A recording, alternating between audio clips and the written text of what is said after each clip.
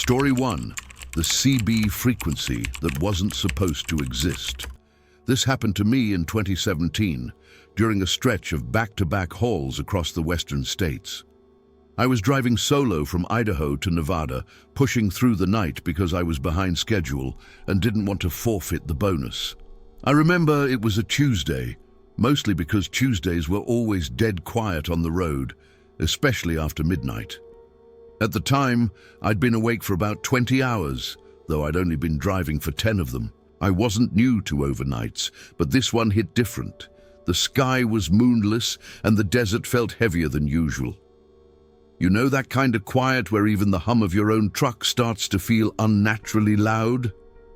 I kept the cab cold on purpose. Opened the vent just enough to let in that sharp, high desert air. It helped keep me alert, that and the CB radio, which I usually kept on low volume, just for the comfort of human chatter. Most nights it was just static, drunk dispatchers or other truckers swearing at each other or calling in weather. Nothing ever coherent. But somewhere around the Nevada state line, the CB started to change. It was about 1:30 a.m. when I noticed the chatter had gone dead silent. I remember checking the unit, thinking maybe it had cut out. I even flipped through the channels, nothing but white noise. Then, at 1:46 exactly, a voice broke through. "Jackknife southbound, 2 miles ahead. Over." The voice was smooth, almost too smooth. Not rushed, not casual. It was the kind of tone you hear in a simulation or one of those training modules. But here's the weird part. I hadn't identified myself. My rig didn't broadcast automatically.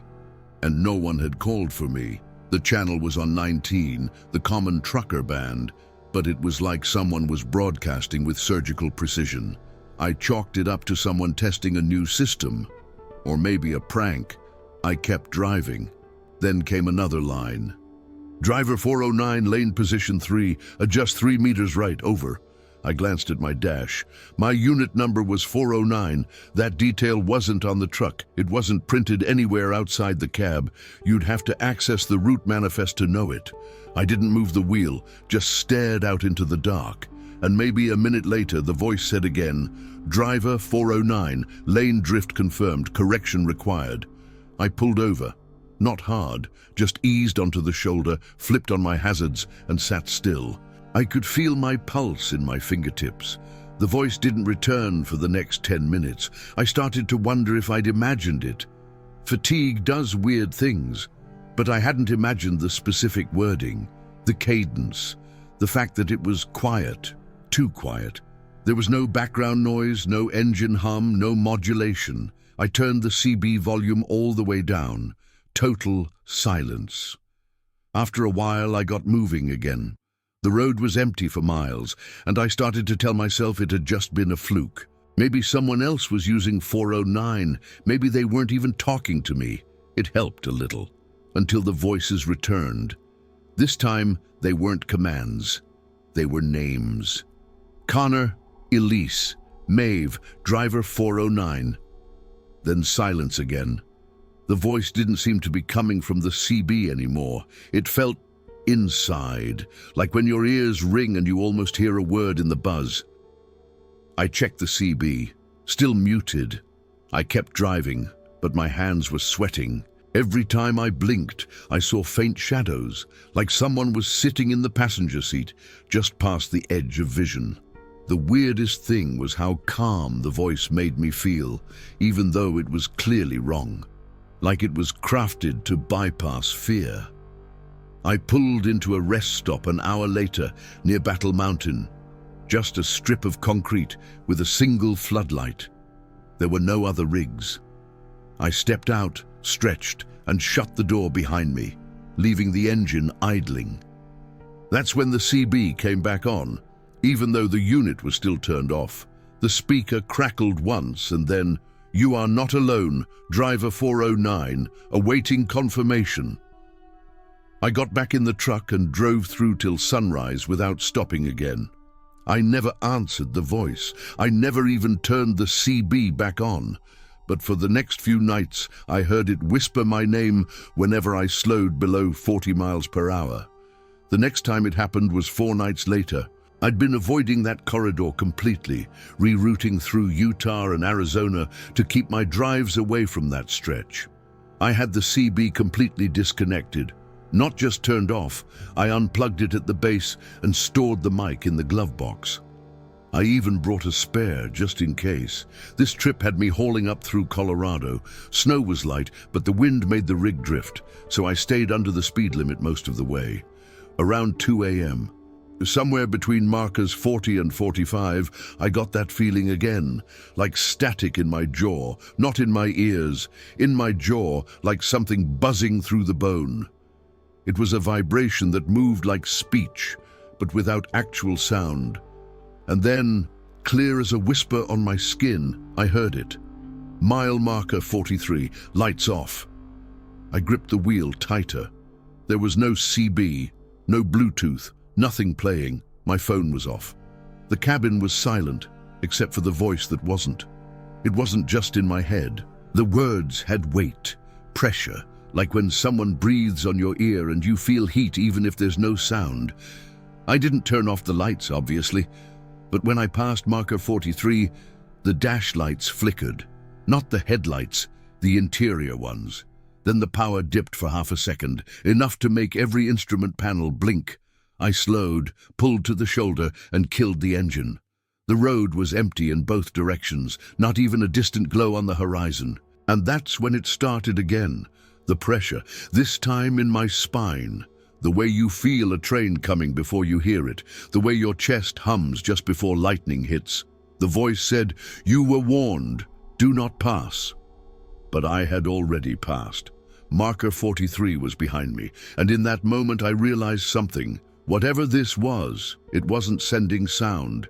It was using some other input, something that skipped the ears and went straight to the nervous system. My hands went numb. I turned the key and the engine struggled to start. Once, twice. On the third try it roared to life and I floored it. I didn't check the mirrors. I didn't want to see what might be behind me. I got to the next way station and told myself I'd hallucinated the whole thing. But later that night, parked and resting, I checked the CB mic, the one I hadn't used in days. It was warm, as if someone had been holding it. It's been 8 years, and I still drive. I still use the same CB model too, but I never drive nights anymore, and if I have to, I don't touch channel 19. I've done a lot of reading since then. There's a thing called auditory pareidolia. Basically, when your brain tries too hard to make sense of noise. Think of when you hear a voice in a fan or your name in the wind. They say it's natural, just pattern recognition on overdrive.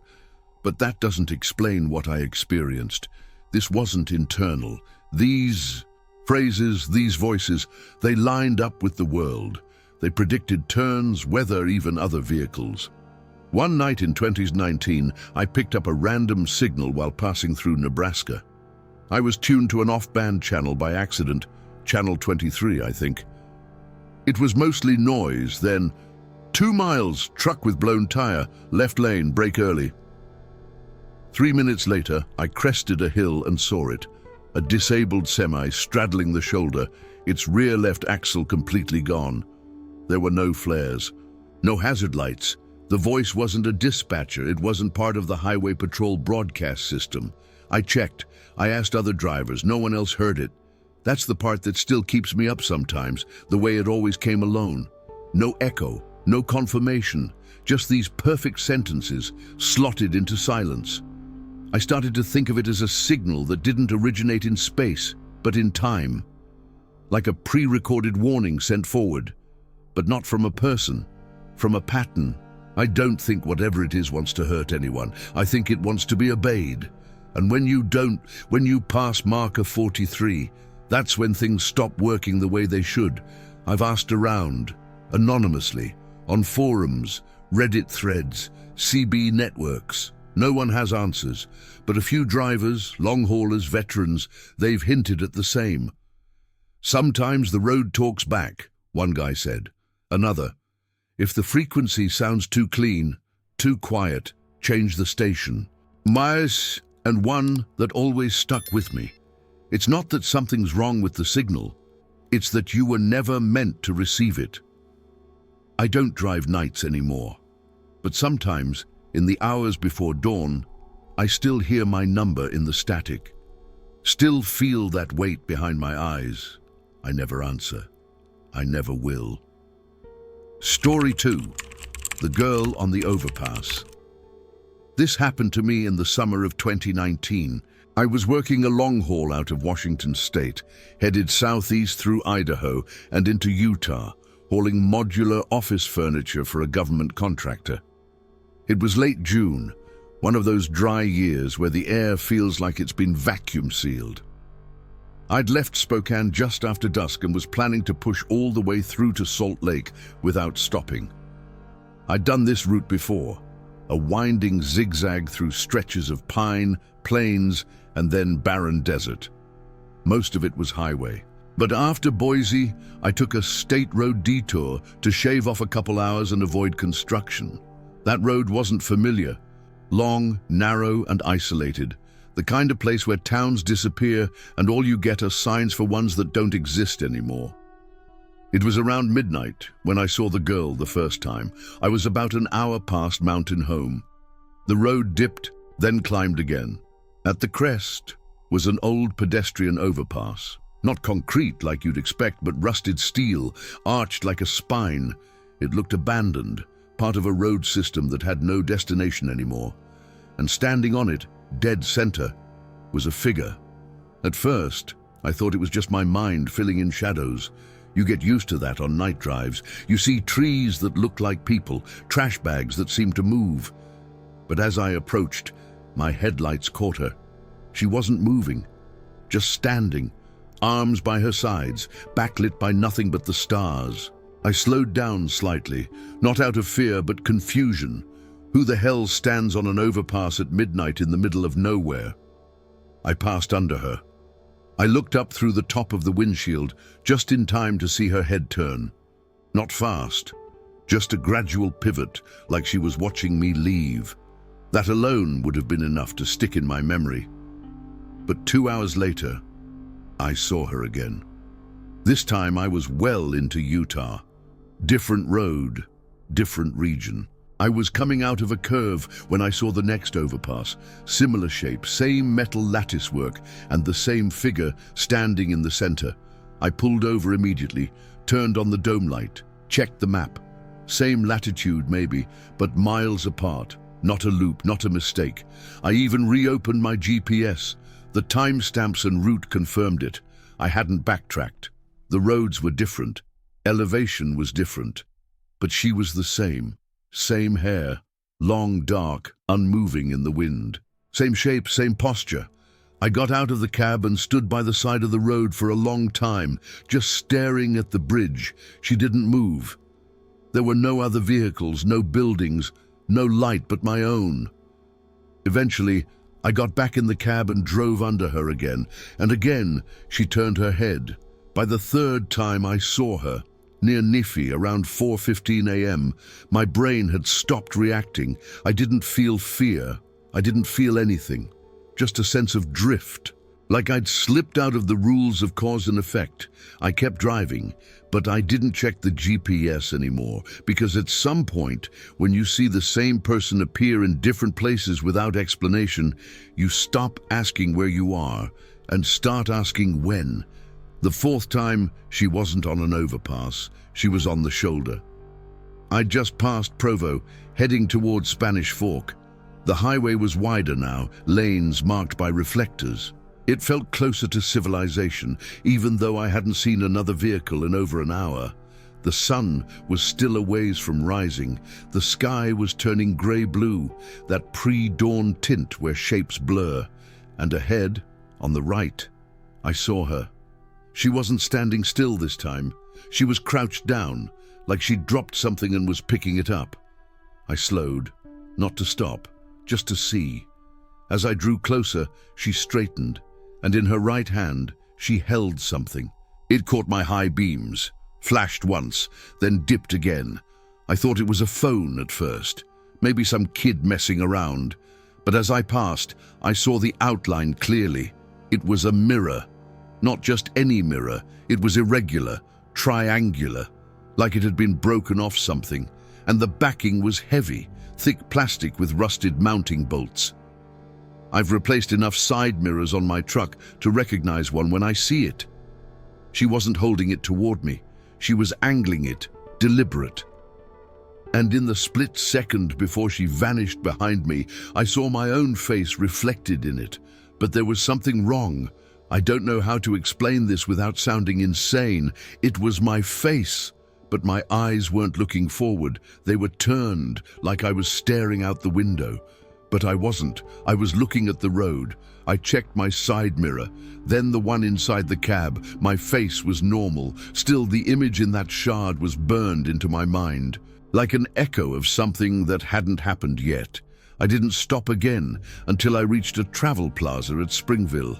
Even then, I only stayed 10 minutes, long enough to walk around the rig, stretch my legs, splash cold water on my face. When I got back in the truck, I found something on the floor of the passenger seat, a bolt, a short one, maybe an inch long. Heavy threading, looked like it belonged to a side mirror bracket.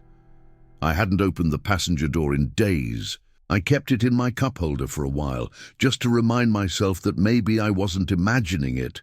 But I threw it out 2 weeks later, when I noticed a crack forming in my driver's side mirror.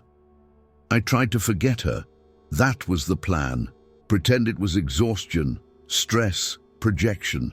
For months after that drive, I changed my routes. No more Utah runs. No night shifts longer than 8 hours. If a road had more than one pedestrian overpass, I requested a bypass. It worked. For a while. Then one night I took a load through Kansas, open plains, flat roads. You can see for miles. It was supposed to be an easy stretch. Somewhere past midnight, I spotted a figure on a berm. Not an overpass this time, just a rise in the landscape. It was the same shape, same hair, but something was different. She wasn't facing me anymore. She was turned away, kneeling, holding something against the ground. I passed her quickly, but I caught the outline of her shoulders, the tension in her arms. She was digging. After that, the sightings came back, but they weren't always her. Sometimes I'd see flashes of people on roadside benches, on exit ramps, reflected in puddles, always peripheral, never direct, and they weren't strangers anymore. Once, I saw my mother. She's alive. Still texts me every few weeks, but in that moment, through the reflection on the inside of my windshield, I saw her standing by a fence, wearing a jacket she hasn't owned since I was a kid. Another time, I saw my old dispatcher, Ted. He died in 2016, heart attack. I saw him in a rest area bathroom mirror, just standing behind me, blurry. When I turned around, it was empty.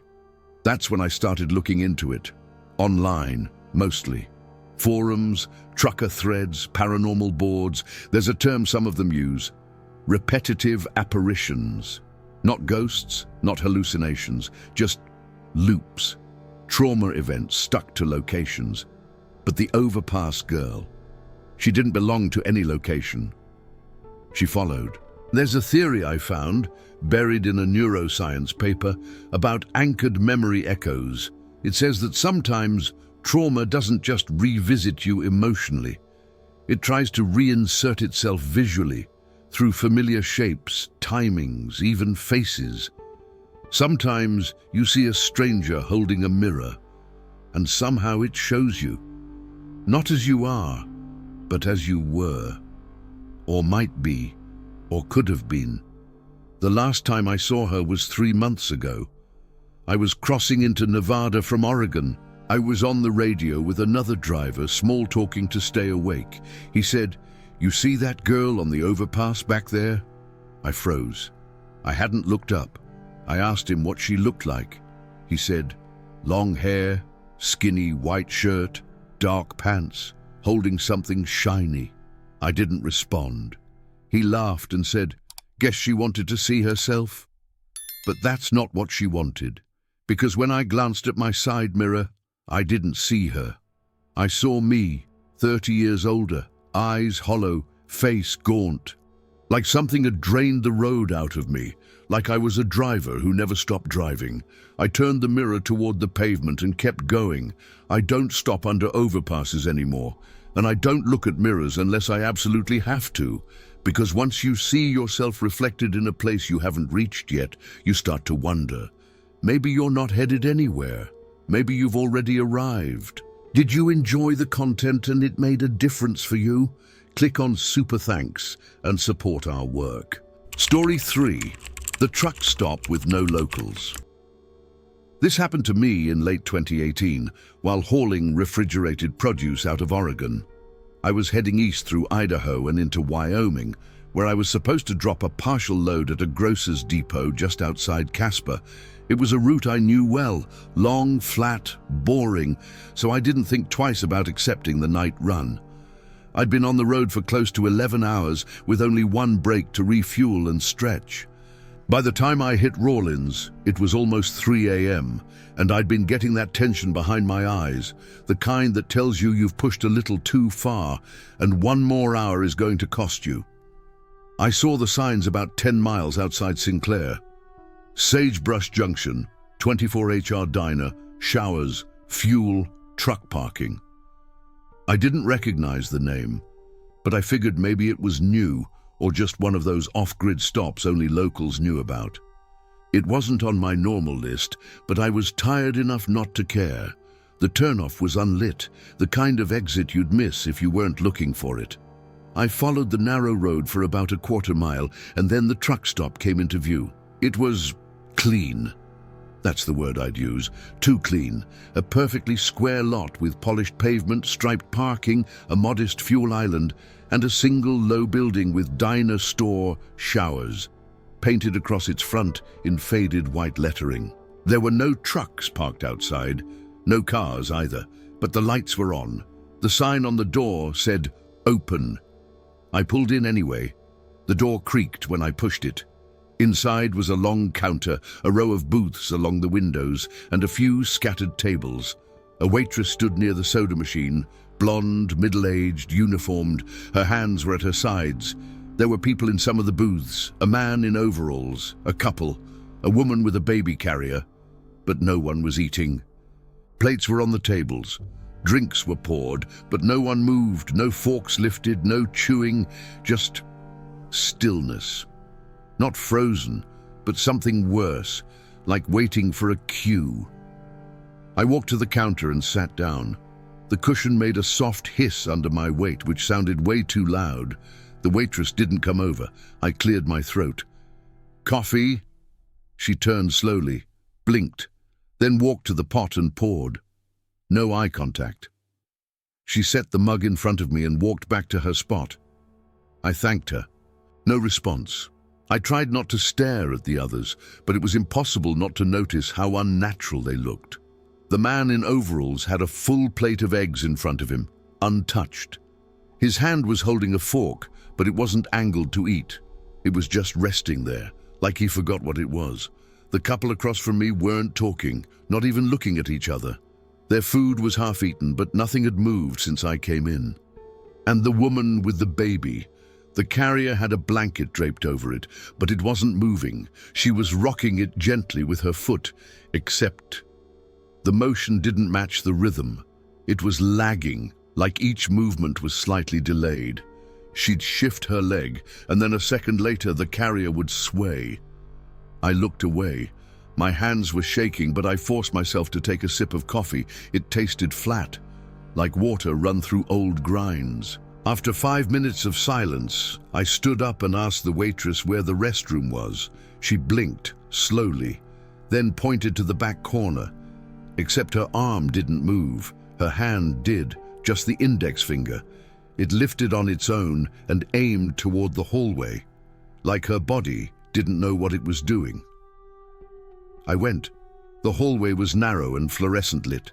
Doors on either side, men's room at the end. I pushed the door open and froze. The mirror above the sink was shattered. The stalls were clean, but the air was too still, like the room had been sealed off and refrigerated. I did what I came to do and washed my hands fast, barely touching the faucet. When I came back out, The booths were empty, all of them. The plates were still there, food untouched, coffee steaming. The waitress was gone. I didn't say anything, just turned and left. As I got into my rig, I glanced back at the diner windows. They were dark now, like the place had never been open. I didn't report it, didn't tell dispatch, just kept driving, told myself I imagined most of it, until a month later when I heard the same voice again. Different route this time, I-70 eastbound through Colorado, approaching Grand Junction. Stopped at a pilot station to grab a sandwich and gas up. Inside, a bunch of drivers were huddled around one of the tables, talking low. I caught a bit of it. Something about a place that wasn't supposed to be there. It sounded familiar. I waited until the crowd thinned, then asked one of them, an older guy, beard, patched denim vest, what they were talking about. He looked at me and said, "You ever hear of Sagebrush Junction?" My stomach tightened. He nodded, like he saw it in my face. "Everyone's got a version," he said. "Mine was last year. Place was lit up, doors open, folks inside. I swear I was there 20 minutes. I come back a day later, whole lot's dirt. Just weeds and gravel, like nothing ever stood there." I asked him if he remembered anything else. He said, "Yeah, the jukebox." I blinked. "What about it?" "It was busted. Kept playing the same track. Some weather alert. Didn't match the season. I asked the waitress to turn it off. She didn't answer." "What did it say?" He paused. "Something about a heat advisory, power outages. Stay indoors, avoid exposed windows." Real specific. But when I looked it up later, it was a broadcast from 1996, exact wording, word for word. I didn't know what to say. That night I searched for archived emergency broadcasts, found a few databases. After hours of digging, I found the one he was talking about. August 14th, 1996, issued across Sweetwater County, Wyoming. There'd been a record heat wave, some electrical failures, no deaths reported, but 3 elderly residents were found unresponsive due to heat exposure. The warning had been rebroadcast 5 times in an 11-minute loop until the power went down. I don't know why that diner, if it's even real, plays that loop. But it wasn't just him. 2 other drivers commented on the same thing in an old trucker forum I dug up. One said the jukebox wasn't even plugged in. The other said it was cracked, wires exposed, but still playing, always the same voice. Repeat, all residents advised to remain indoors. Do not approach open windows. I started dreaming about it. The diner, the hallway, the cracked mirror. Sometimes the booths were empty, sometimes they weren't. Once I woke up inside the cab, or thought I did, and saw the waitress standing outside my window. Her hand was raised, like she was pointing again. Not toward the building, this time toward the sky. But when I blinked, I was alone. I stopped sleeping much after that. I didn't trust the line between dreaming and waking anymore. I'd started keeping a little notepad, writing down dates, times, what route I was on, just to prove to myself I was still on a timeline. But I noticed something strange. Every night I passed through that region, the stretch between Rawlins and Casper, I lost exactly 11 minutes. Not 10, not 12, 11. My clock would jump, but the odometer would stay the same. I tested it. One night I timed it. Stopwatch, dash clock, GPS, all 3 synced. Then, 11 minutes after midnight, the GPS blipped, jumped backward half a mile. The stopwatch kept going. The truck's clock didn't. I pulled over, checked the system diagnostics. Nothing wrong, nothing recorded. That's when I started hearing the voice. Not the waitress's, not the jukebox. My own, but not coming from me. I'd be driving, and in the CB static, I'd hear a fragment of my voice, like an echo from a conversation I hadn't had yet. Once it said, I shouldn't have gone in. Another time, don't blink. And always, always, at the same time. 11 minutes after midnight, I tried taking a different route. But even hundreds of miles away, I'd start seeing the signs. Not road signs, environmental ones, plates of food left on diner tables, coffee steam with no cups, mirrors cracked in symmetrical patterns. That's when I understood. It wasn't about a place. It was about a sequence, something repeating, but not in space, in time. Not a haunting, a loop, a fracture, a moment stitched wrong into the road. The last time I passed through Wyoming, I didn't stop for gas, even though the light was on. I didn't eat, I didn't blink, but I still lost 11 minutes. And when I opened my logbook later, I found a page I hadn't written, my handwriting, same pen, just one line. You woke up here before. And that's when I realized the worst place to wake up isn't the cab or the diner or the hallway with no sound. It's in the moment you've already escaped, repeating itself. And this time, you remember.